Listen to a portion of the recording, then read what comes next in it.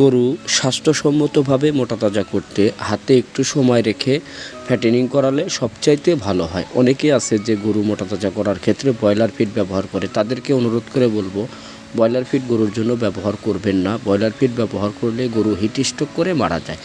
আপনি চাইলে স্বাস্থ্যসম্মতভাবে 1-1.5 মাসের মধ্যে আপনার গরু মোটা করতে পারবেন।